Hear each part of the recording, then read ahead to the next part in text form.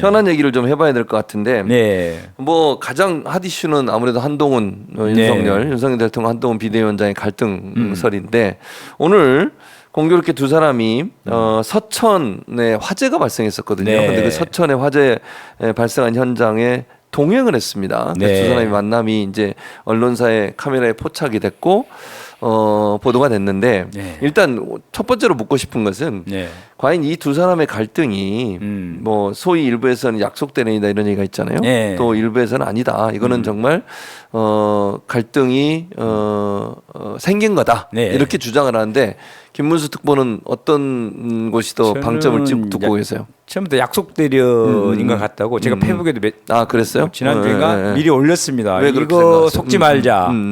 왜냐면 이제 전두환 노태우하고 같은 뭐 서울에 보면 영화도 있었지만 네. 그 완전 동지적 관계라고 네. 봅니다. 그래서 두 사람 중에 하나가 틀어져도 네.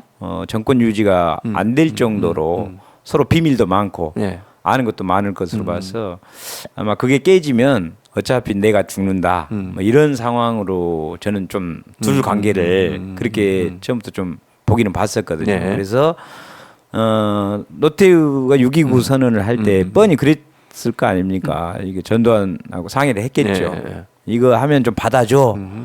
원래 우리가 아는 전두환이는 그런 걸 받을 사람이 아닌데 그렇죠. 안 받을 거야 이렇게 생각을 했는데 받아버리니까 완전히 그때 대혼란이 왔고 민주주의를 자기들이 실현하는 사람들처럼 직접 민주주의를 그렇죠. 네.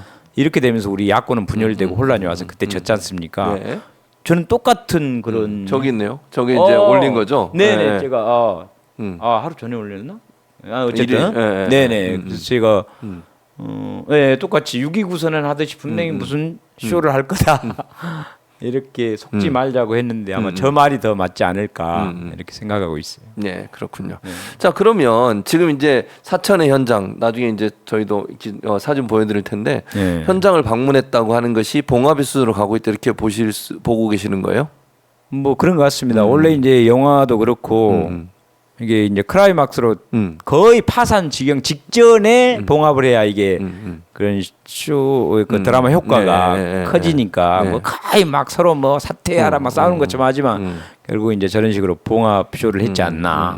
근데 약간 저런 예상을 좀 했었습니다. 예. 그리고 늘 저들이 쓰는 작전 중에 하나가 저거고요. 네. 우리는 좀 착하고 순진해 가지고 저 쇼라는 거를 좀 못하잖아요.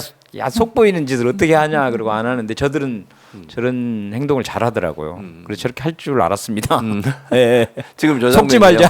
말자. 지금 그 두 사람이 글쎄요, 화재 현장에 직접 사천의 화재 현장에 방문했던 모습인데 예. 한동훈 비대위원장이 상당히 추울 것 같아요. 옷을 약간 좀 얇게 입었네요. 윤석열 대통령은 좀 패딩을 입으셨는데 그래서 저 사진이 지금 언론에 지금 계속 나오고 있는 상황인데 예. 그러면 이게 사실 이제 그 지금 김문수 특보가 얘기했던 것처럼 약속 대련이면 예.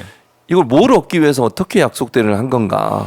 이 그렇죠. 숨어 있는 이유는 뭘까? 이것도 궁금한데요. 결국 이제 우선 당장은 이제 총선까지 자기들이 인기를 높이는 걸 테고요. 네.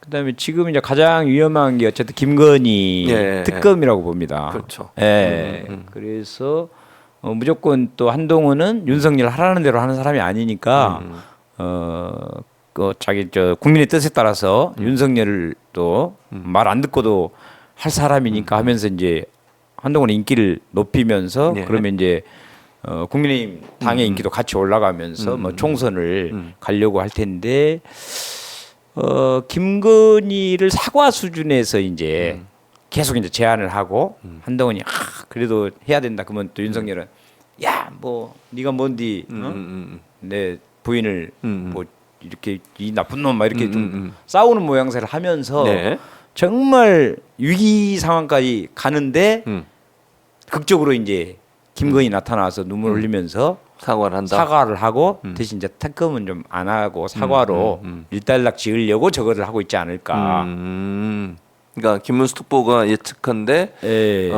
저 상황에서 이제 계속 사과를 요구하고 그리고 김건희는 사과하고 김건희 여사는 사과를 하고 특검은 그렇죠. 받지 않는 쪽으로 그렇죠. 간다. 이제 이렇게. 사과도 뭐 버티면서 최대한 안 하려고 그러고 또 윤석열도 한동훈하고 또 막 다시 네가 뭐 그럴 수 있냐고 막 싸우는 척 하다가 그러면 사과한 것도 얼마나 대단한 거냐라는 이제 그런 언론도 띄우고 하면서 그러면 이제 야 특검은 냅두고 일단은 사과하는 것도 저게 쉬운 일이 아닌데 했지 않느냐. 그러니까 용서하자. 대통령 부인인데 지금 특검해 가지고 감옥 가고 그러면 이 나라 꼴이 뭐가 되겠냐 하면서 사과로 끝내려고 지금 그 작전으로 가고 있지 않을까 그런 생각이 그렇게 보신다. 예. 그럼 김경률 비대위원은 어떻게 될까요? 그냥 자리를 계속 지켜야 될까요? 아니면 사퇴하게 될까요? 어떻게 보세요? 그까지는 잘 모르겠네요. 왜냐하면 이제 사실은 한동훈 비대위원장이 말했던 것보다 김경률 비대위원이 했던 말이 훨씬 세잖아요. 엄청 세게 했던데 그러니까. 그래서 그 부분에 대해서 일부 언론의 보도에 따르면 이제 윤핵관이라고 하는 사람들이 김경률 사퇴시키고 사과하는 선에서 마무리하는 걸로 하는 게 어떻겠냐 이런 제안을 했다는 보도가 나왔어요. 뭐 사실관계 모르겠지만. 그래서 그게 김경률 비대위원장이 계속 비대위원을 하는 김경률 비대위원이 그 자리를 계속 지키는 것을 김건희 여사나 윤석열 대통령 입장에서 용인할 수 있을까 이런 생각이 드는데 어차피 약속되려는 우리가 예전에 프로레슬링 보면은 예. 어느 정도 쇼를 해버리잖아요. 그러니까 그렇죠. 그러니까 이 보는 사람들은 막 정말 막 넘어지고 머리 깨지고 막 난리가 나고 막 다리 꺾이고 막 곧 죽을 처럼 그런데 나중에 보니까 자기들 이렇게 웃고 지나가면서 잘했지 이런 거 있듯이 저는 저 사람들이 하는 행태나 이 양심을 갖고 사는 사람들은 아니라고 보기 때문에 그런 쇼를 하는데 김경률 같은 사람을 활용할 것 같다는 생각은 듭니다. 활용한다. 더 세게 하면서 국민들 인기를 계속 올리는 방식으로 너 더 세게 해라 더 차라리 세게 그냥. 그리고 그러니까 마지막 사실은 특검만 피하면 되거든요. 그러니까 인기를 올리고 사과하고 가면 되는데 굉장히 세게 싸우지만 결론을 어차피 사과로 끝낼 거기 때문에 저게 이제 특검으로까지 몰고 가면 야 이러다 진짜 특검 그만해 이제 그때는 중지를 시키겠지만 어차피 특검 할 거 아니고 사과할 거면 더 세게 할 수도 있다. 김경률을 활용해서 그런 생각도 들어요. 그러면서 공생 관계를 가는 거죠. 예. 한동훈은 사과를 할까요? 안 할까요? 사과요? 네.